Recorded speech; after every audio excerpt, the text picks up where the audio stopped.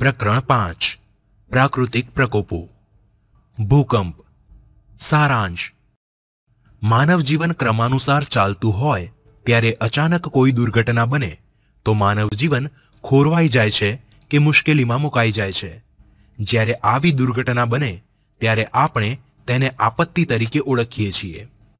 માનવ જીવનને નુકસાન પહોંચાડતી આપત્તિના પ્રકાર વિશે ચાર્ટ દ્વારા સમજીએ. આપત્તિના મુખ્ય બે પ્રકારો છે: કુદરતી આપત્તિ અને માનવ સર્જિત આપત્તિ.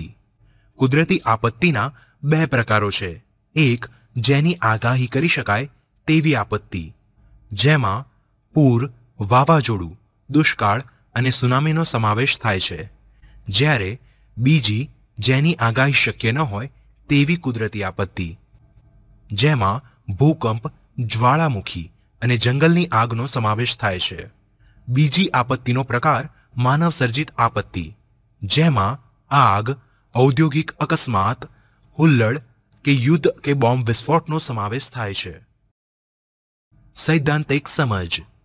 પૃથ્વીના પેટાળમાં થતા ઝડપી ભૂસંચલન અને દબાણને કારણે પૃથ્વી સપાટીનો અમુક નબળો ભાગ આકસ્મિક રીતે વેગથી ધ્રુજી ઉઠે છે, જેને ભૂકંપ કે ધરતીકંપ કહે છે. ભૂકંપના ઉદ્ભવ સ્થળેથી જે ભૂકંપના મોજા પેદા થાય છે તેને ભૂકંપ કેન્દ્ર કહે છે, જે મોટે ભાગે પૃથ્વીની સપાટીની નીચે એટલે કે પૃથ્વીના પેટાળમાં હોય છે. ભૂકંપના મોજા ચારે બાજુ ફેલાતા કેટલા મોજા ભૂસપાટીએ પણ અસર કરે છે. ભૂકંપ કેન્દ્રથી પૃથ્વીની ઉપરની સપાટીની સૌથી નજીક આવેલા સ્થળ કે કેન્દ્રને ભૂકંપ નિર્ગમન કેન્દ્ર કહે છે. ભૂકંપની સૌથી વધુ અસર અહીં થાય છે, તેથી તેનાથી દૂર જતા તેની અસર ઓછી થતી જાય છે. પૃથ્વીનું કેન્દ્રબિંદુ ભૂસપાટીથી લગભગ 6378 કિલોમીટર જેટલું દૂર છે.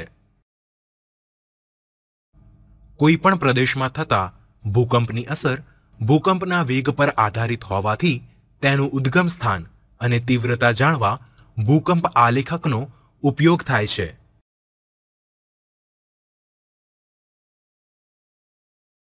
એક, જ્વાળામુખીજન્ય ભૂકંપ. 2, વિભંગજન્ય ભૂકંપ. અને 3, ભૂસંતુલનજન્ય ભૂકંપ. જ્વાળામુખી. સારાંશ. અલાસ્કાના એલ્યુસિયન ટાપુઓ પર આવેલ પૃથ્વીની સપાટી પર રહેલ જ્વાળામુખીનો પ્રારંભિક હિસ્સો અત્યંત દાહક પીગળેલા ખડકો, રાખ અને વાયુઓનો બનેલો છે, જે સપાટીની નીચે હોય છે. જ્વાળામુખીમાં ફેરફારના કારણે બહાર નીકળેલા પથ્થરોથી પર્વતો રચાય છે. સૈદ્ધાંતિક સમજ. જ્વાળામુખી એટલે પૃથ્વી સપાટીના નબળા ખડક સ્તરોમાં પડેલી ફાટ કે છિદ્ર. પેટાળનો ધગધગતો લાલચોળ મેઘમાં વિવિધ કદ અને આકારના ખડક, રાખ, વરાળ અને અન્ય વાયુઓ પૃથ્વી સપાટી પર ધસી આવે છે. મેઘમાની નીચે રહેલા ભારે વાયુઓ મેઘમાને ઉપર તરફ ધકેલે છે અને આ ઉપરના નબળા ખડક સ્તરોની તિરાડો કે ફાટ દ્વારા પ્રવેશેલા પાણીની વરાળ થાય છે. આ જ્વાળામુખી પદાર્થો નીચે પડતા શંકુ આકારના ઢગની રચના કરે છે. જો વરાળ અને વાયુઓનું પ્રમાણ વધારે હોય અને ભૂસપાટી પર સાંકડું છિદ્ર હોય તો ભયંકર વિસ્ફોટ થાય છે. પરંતુ જો વરાળ અને વાયુઓનું પ્રમાણ ઓછું હોય અને ભૂસપાટીની લાંબી ફાટમાંથી પ્રસ્ફોટન થતું હોય તો લાવા ધીમે ધીમે બહાર નીકળી પથરાય છે. માઉન્ટ એટના અને સ્ટ્રોમ્બોલીના વિસ્ફોટો નિહાળનાર અને વિસુવિયસના મુખની મુલાકાત લઈને પૃથ્વી પરના મંતવ્યો પ્રકાશિત કરનારા કિર્ચરે તેની કેન્દ્રીય આગ માટે સલ્ફર, બિટ્યુમિન અને કોલસો સળગવા જેવા જુદા જુદા કારણો દર્શાવ્યા હતા. જ્વાળામુખીના પ્રકારો. 1, સક્રિય જ્વાળામુખી. મેગ્માટિક વોલ્કેનોને વર્ગીકૃત કરવાના યોગ્ય માર્ગ કે જેમાં તેનું સમયાંતરે ઇરપ્શન કરવામાં આવે છે, જેને સક્રિય જ્વાળામુખી કહે છે. દાખલા તરીકે ઇટાલીના જ્વાળામુખી. 2, સુષુપ્ત જ્વાળામુખી. જે જ્વાળામુખી ફાટે ઐતિહાસિક સમય વીતી ગયો હોય તેને સુષુપ્ત જ્વાળામુખી કહે છે. દાખલા તરીકે ફ્યુજિયામાં આવેલો જ્વાળામુખી. 3. મૃત જ્વાળામુખી. જે જ્વાળામુખી એકવાર ફાટ્યા પછી ક્યારેય ફરી થતું નથી તેને મૃત જ્વાળામુખી કહે છે. દાખલા તરીકે સ્કોટલેન્ડમાં થયેલ એડિનબર્ગ. ભારતમાં અંદમાન અને નિકોબારના દ્વીપ સમૂહમાં જ જ્વાળામુખી આવેલો છે. જ્વાળામુખીનો વિસ્ફોટ જે પ્રદેશમાં થયો હોય ત્યાંના સ્થાનિક વિસ્તારમાં ભયંકર જાનહાનિ થાય છે. બીજી બાજુ જોઈએ તો જ્વાળામુખીથી ઘણા ફાયદા થાય છે. લાવા પથરાતા જમીન ફળદ્રુપ બને છે. જાવા અને સુમાત્રાની લાવામાંથી બનેલી જમીનોમાંથી સારી ખેતી થાય છે.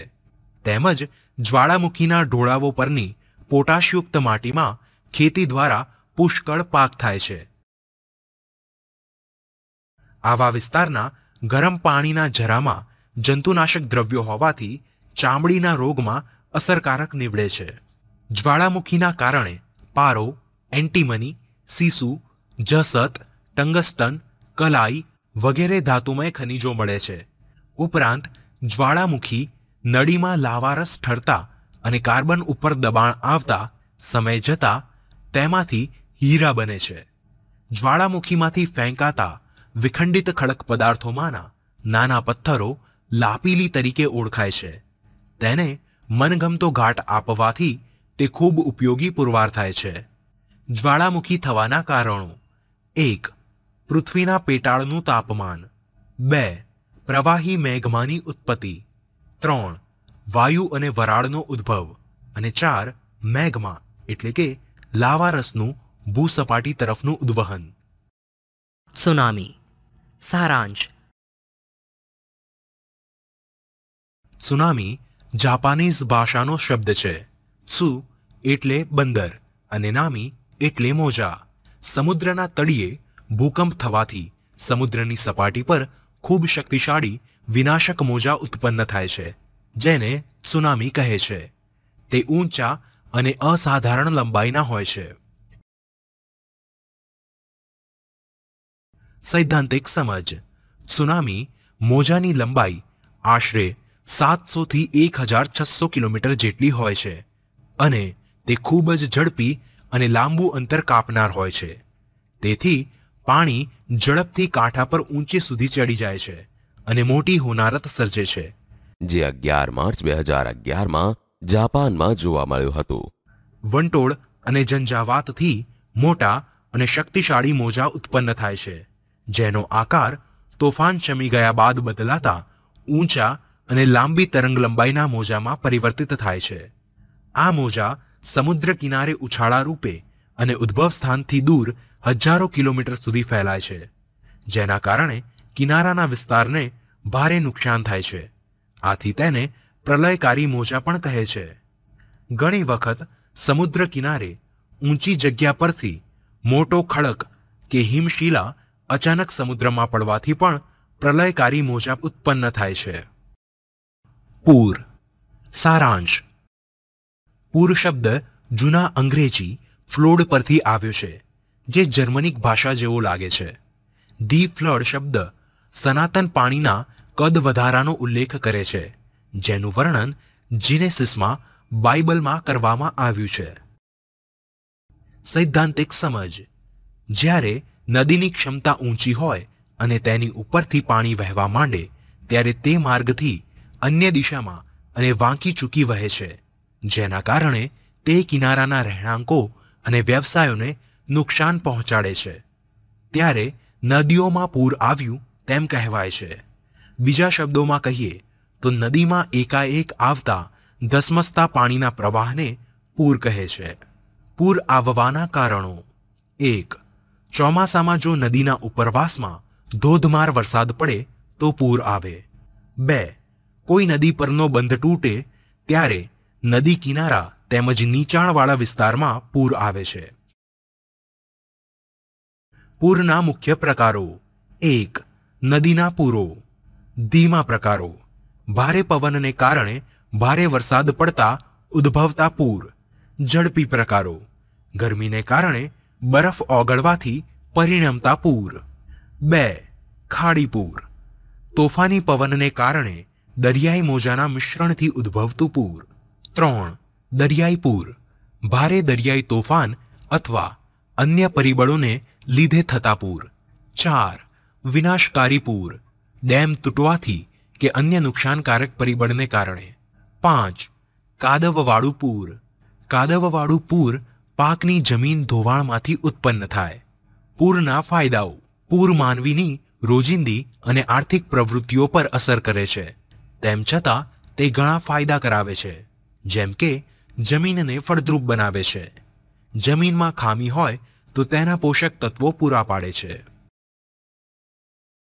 દુષ્કાળ કે અનાવૃષ્ટિ. વરસાદ ન આવવાથી ખોરાક પાણીની અછત સર્જાય છે અને જમીનમાં પાણી સુકાઈ જાય છે. તે પ્રક્રિયાને દુષ્કાળ કહે છે. દુષ્કાળની પરિસ્થિતિ ત્યારે સર્જાય છે જ્યારે કોઈ વિસ્તારમાં સરેરાશ વરસાદ કરતાં સતત ઓછો વરસાદ પડતો હોય. દુષ્કાળના કારણો. વન નાબૂદીકરણ, વધુ પડતી ખેતી અને વધારે પડતી સિંચાઈ. દુષ્કાળ ન થાય તેના ઉપાયો. વરસાદી પાણીનો સંગ્રહ, પાણીનો પુનઃવપરાશ અને પાકની ફેરબદલીનું સાવચેતીપૂર્વક આયોજન. વાવાઝોડું. સારાંશ. વાવાઝોડું એ પવન દ્વારા ઉદ્ભવતું તોફાન છે, જેને ચક્રવાત કે વંટોળ દ્વારા પણ ઓળખવામાં આવે છે. સૈદ્ધાંતિક સમજ. સામાન્ય રીતે દરિયા કિનારાના વિસ્તારમાં વંટોળ સર્જાય છે, જેના કારણે હવામાં થતું હલનચલન વેગ પકડે છે અને તોફાની બની જાય છે. આ હવાના તોફાનો મર્યાદિત સમયગાળા અને વિસ્તારમાં અસર કરે છે, જેને હરિકેન, ટોર્નેડો, વંટોળ વગેરે નામથી ઓળખવામાં આવે છે. દાવાનળ. જંગલોમાં વૃક્ષોના પરસ્પર ઘર્ષણ અથવા આકાશમાંથી પડતી વીજળીને કારણે કે બીજા કોઈ કારણે આગ લાગે તેને દાવાનળ કહે છે. દાવાનળને કારણે વન્ય સંપત્તિને ખૂબ નુકસાન થાય છે. ઉદાહરણ તરીકે જોઈએ તો અરાવલીના જંગલોમાં થયેલ દાવાનળ. ભૂસ્ખલન.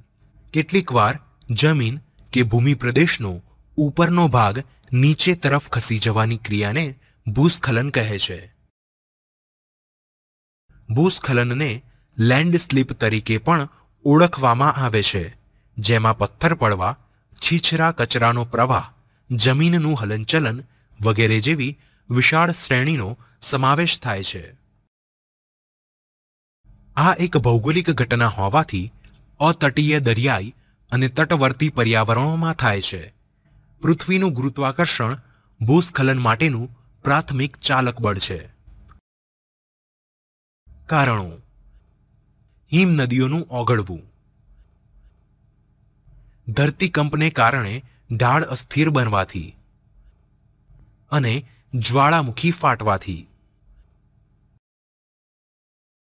વિદ્યાર્થી મિત્રો, આ પ્રકરણ અહીં સમાપ્ત થાય છે.